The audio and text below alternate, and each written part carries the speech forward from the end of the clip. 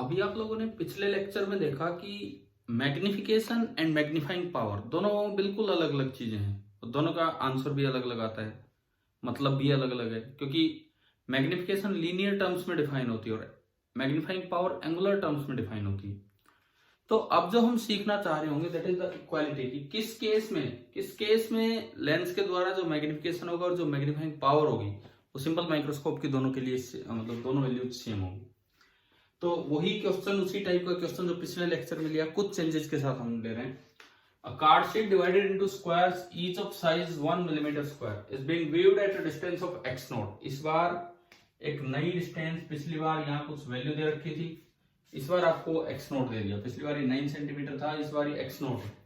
Through magnifying glass converging lens वही है जिसकी फोकल लेंथ है 10 centimetre, held close to the eye. इससे इसको देखा जा रहा है।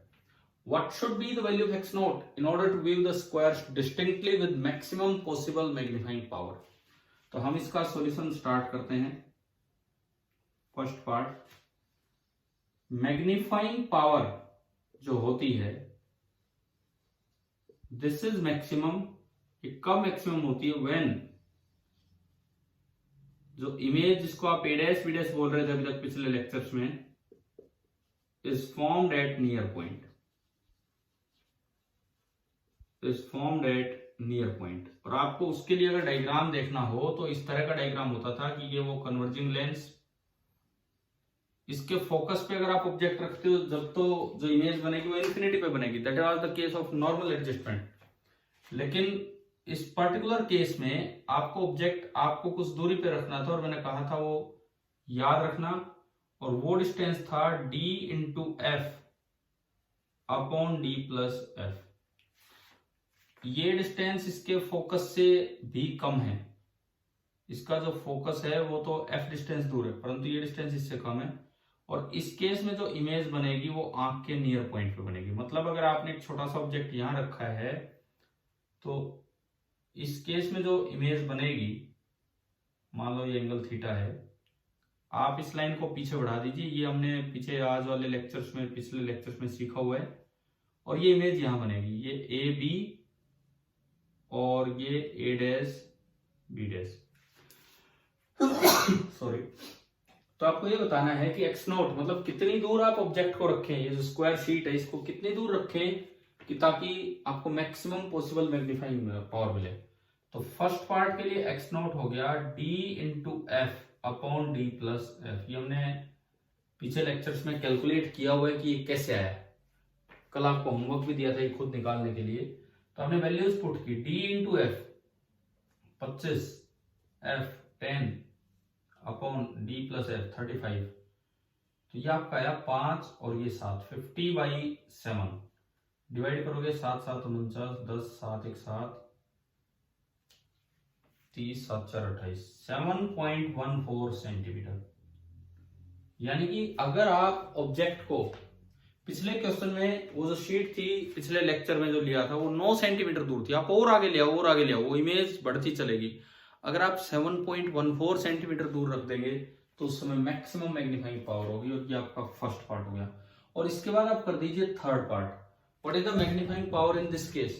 तो आपको पता है कि मैग्नीफाइंग पावर की रेंज होती थी d/f से लेके 1 प्लस d/f। तो इस समय जो मैग्नीफाइंग पावर होगी वो मैक्सिमम होगी, that is 1 plus d। d is 25 और f इसकी फोकल लेंथ है 10, so it is coming out to be 3.5। तो इस केस में जो मैग्नीफाइंग पावर होगी या एंगुलर मैग्निफिकेशन होगा इट विल बी 3.5। अब एक बीच का केस और बचा है, what is the magnification in this case. अब मैग्निफिकेशन और मैग्नीफाइंग पावर तो दोनों अलग अलग चीजें हैं। तो अगर आपको मैग्निफिकेशन निकालना है तो आपको सिंपली v/u करना पड़ेगा, लेंस है ये। तो आप मैग्निफिकेशन निकालने की तरफ गए इस b पार्ट पे, तो आपको v/u करना और कुछ नहीं करना है। अब v इमेज, इस केस में जो इमेज बनती है -d पे बनेगी, m is equal to v/u। अब जो v बनेगा that is -25 centimetre by u। और u आपका जो है ऑब्जेक्ट कितनी दूर रखा हुआ है, आप यहां से देखिए ये ऑब्जेक्ट यहां पे रखा है। इस लेंस के लिए v - t और ऑब्जेक्ट ये है, ये d into F upon D plus F आपने अभी कैलकुलेट किया था और ये निकल के आया था 50/7। तो यहाँ पे ये आप अगर रखते हैं इसमें, so it is coming out to be 50/7। 7 ऊपर चला गया, सेंटीमीटर से सेंटीमीटर गया, माइनस से माइनस भी कट गया। अगर आप इसको देखते हैं तो ये भी 7/2, 7/2 मतलब 3.5। तो एक स्पेशल केस है ये। देखो मैग्नीफाइंग पावर भी 3.5 आ रही है और लीनियर मैग्निफिकेशन जो निकाला वो भी 3.5। तो आपको समझ में आना चाहिए, u तो ये डिस्टेंस है नेगेटिव होके, तो u तो बना माइनस जो भी डिस्टेंस है 50/7 सेंटीमीटर, और जो v है वो दूसरा केस है, सॉरी ये वाली डिस्टेंस है जो कि है -25 सेंटीमीटर। तो हमने v/u रखा तो वो भी 3.5 आ गया। तो यहां से हमें लगता है कि एक रिजल्ट हमें याद हो जाना चाहिए कि ये दोनों क्वांटिटीज कब इक्वल होंगी। ऊपर हेडिंग में आपकी दो क्वांटिटीज लिखी हैं, ऊपर हेडिंग में आपकी दो क्वांटिटीज लिखी हैं कि equality of magnification and magnifying power. तो नीचे मैं उसका रिजल्ट लिखता हूं अब, जो हमें याद रख लेना चाहिए। और शायद इन एक दो सवालों से, पिछले लेक्चर में लिया और एक अब लिया, इन एक दो सवालों से शायद मैग्नीफाइंग पावर और मैग्निफिकेशन का डिफरेंस तो बिल्कुल क्लियर हो ही गया होगा। ठीक है, तो हमारा जो रिजल्ट मिल रहा है वो ये है, ओनली व्हेन, ओनली में इसलिए लगा रहा हूं केवल इसी केस में इक्वालिटी होगी, only when the image is located at the near point, only when the image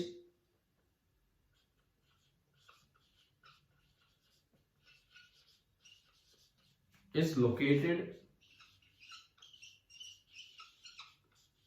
at the near point, केवल और केवल तब जब इमेज आपकी नियर पॉइंट पे लोकेट होगी, तभी क्या होगा, ये जो ऊपर दो क्वांटिटीज लिखी हुई हैं, मैग्नीफाइंग पावर